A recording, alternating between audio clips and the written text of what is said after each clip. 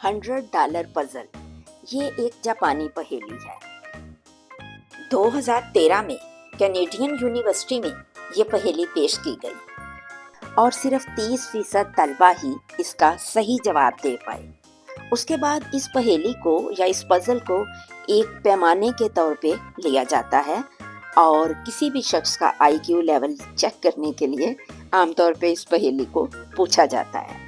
شروع میں یہ پہیلی یا پزل آسان لگتی ہے، لیکن صحیح جواب دینے کے لیے منٹوں اور گھنٹوں کا وقت بھی لگ سکتا ہے۔ ہو سکتا ہے آپ فوراً اس کا صحیح جواب دے دیں، تو چلیں ذرا پہیلی سنتے ہیں اور پھر جواب تلاش کرتے ہیں۔ شام کا اندھیرا چھا رہا ہے۔ ایک پراسرار شخص ایک کتابوں والی دکان میں داخل ہوتا ہے۔ دیکھنے سے یہ نوجوان پڑھا لکھا لگ رہا ہے۔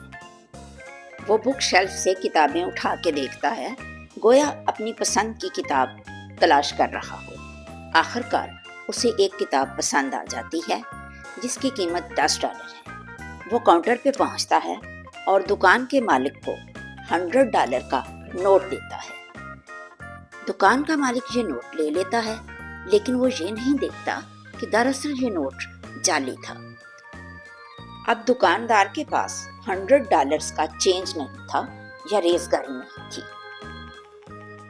دکاندار $100 کا نوٹ لے کر قریبی ریسٹورنٹ میں جاتا ہے کہ اس نوٹ کا چینج لا سکے۔ قریبی ہوٹل والے نے اسے $100 کا چینج دے دیا۔ اس کے بعد دکان کا مالک واپس آتا ہے اور خریدار کو کتاب اور $90 واپس کر دیتا ہے اور خوشی خوشی گاہک کو رخصت کر دیتا ہے۔ اب آدھا گھنٹہ گزرتا ہے۔ آدھے گھنٹے کے بعد قریبی ریسٹورنٹ کا مالک دوڑا دوڑا آتا ہے، $100 کا نوٹ دکھاتا ہے اور کہتا ہے کہ بھائی صاحب، یہ جو آپ نے مجھے نوٹ دیا ہے یہ تو جعلی ہے۔ دکان کا مالک ہکا بکا رہ جاتا ہے۔ $100 کے نوٹ کو دیکھتا ہے تو وہ واقعی جعلی تھا۔ وہ اپنی غلطی تسلیم کر لیتا ہے، اس لیے ریسٹورنٹ کے مالک کو وہ دوسرا $100 کا نوٹ دے دیتا ہے اور جعلی نوٹ اپنے پاس رکھ لیتا ہے۔ اب سوال یہ ہے کہ دکاندار کو کتنی رقم کا نقصان ہوا؟ آپ سوچ کر بتائیں۔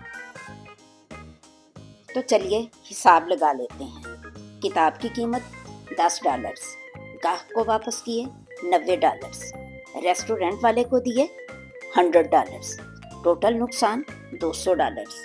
سیدھی سی بات ہے۔ کچھ لوگوں کے خیال میں یہ نقصان $110 کا ہے۔ وہ کہتے ہیں کہ کتاب گئی $10، ریسٹورنٹ والے کو واپس کیے $100، کیونکہ فراڈیے کو جو $90 واپس کیے تھے وہ ریسٹورنٹ والے سے ہی تو آئے تھے، تو دکاندار کو اصل نقصان $110 کا ہوا ہے۔ لیکن کچھ اور لوگ ہیں، وہ کہتے ہیں کہ نہیں، اصل نقصان صرف $100 کا ہوا ہے۔ دماغ کی بتی کہتی ہے کہ $100 تو ریسٹورنٹ والے سے آئے تھے، جس میں سے $90 دھوکہ باز کو دے دیے، $10 بچ گئے، $10 کی کتاب چلی گئی، حساب برابر، نقصان $100۔ آپ کیا کہتے ہیں؟ ذرا حساب لگا کے بتائیے، کمنٹس میں لکھ کے بتائیے۔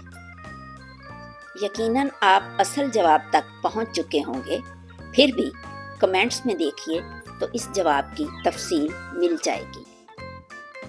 شوق سے سننے کا، ساتھ رہنے کا اور دماغ لڑانے کا بہت بہت شکریہ۔